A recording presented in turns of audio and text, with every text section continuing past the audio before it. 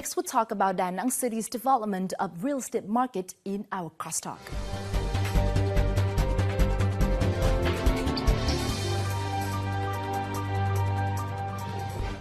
Boasting a long beachfront unparalleled in Vietnam, Da Nang City has been Vietnam's premier seaside and fastest-growing tourism destination. With strategic location, Da Nang City has also emerged to be the economic hub of Vietnam's Central Coast. In this week's edition of Crosstalk, we'll take a look at the development of Da Nang City's real estate market with Ms. Dương Thùy Dung, Head of Research and Consultancy at CBRE Vietnam. Thank you very much for being here with us in our show today. Thank you very much. Before we begin, let's take a look at the following.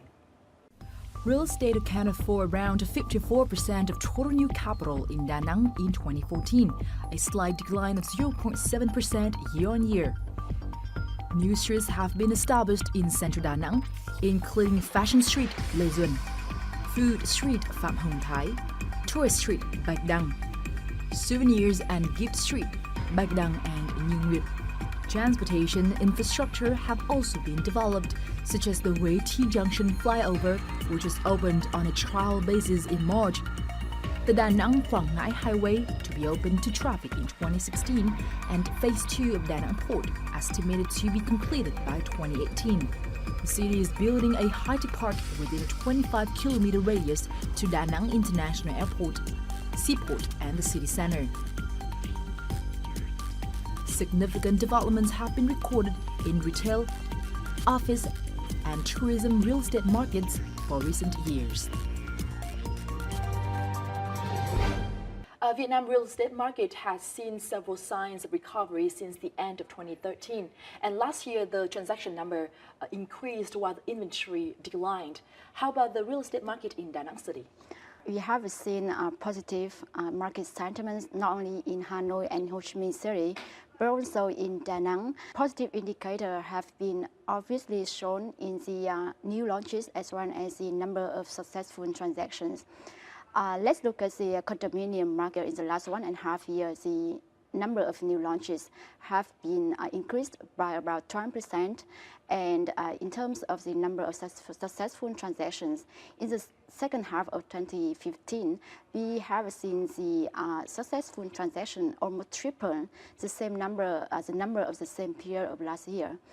Not only in the condominium market, but also in the hospitality market, we have seen a very positive indicators in terms of number of international arrivals as well as local arrivals. That supported very high occupancy rate in some selected hotels and resorts, such as Intercontinental Hotel and Resort. They reported a very high occupancy rate from 80% to 90%. So obviously there have been some positive signs in Da Nang's real estate market. Which segment has been the highlight in this real estate market? As you mentioned earlier, Da Nang has some of the nicest beach in Vietnam, and among a lot of coastal cities in Vietnam like Phu Quoc, Nha Trang, or Ha Long, Da Nang is still the hottest destination not only for local but also for international investors. Having such advantages, of course, hospitality market, including vacation home market, is the key segment that support for the rapid growth for Da Nang hospitality market. Now tell us more about some significant development in terms of hotels and resorts in Da Nang City. Even during the crisis, during the last 2 and 3 years, Da Nang have welcomed a number of hotel and resort operators to the city. Some of them are very famous. One belongs to the Intercontinental Group, Hyatt Group, or Accor Group. Some are not only the international, but also the regional operators, such as the Fusion Maya of the Serenity Holding Group. Even during the crisis, we still see a successful transaction of villa that has value more than $1 million. Of course, we also observe some shift in terms of buyer preferences. Instead of launching a villa for sales from $1 million to $2 million per villa, developers, i.e. seller, they are now target middle-end segment from $250,000 to about $700,000 per villa. What is your assessment of the supply and demand of hospitality property market in Đà Nẵng City?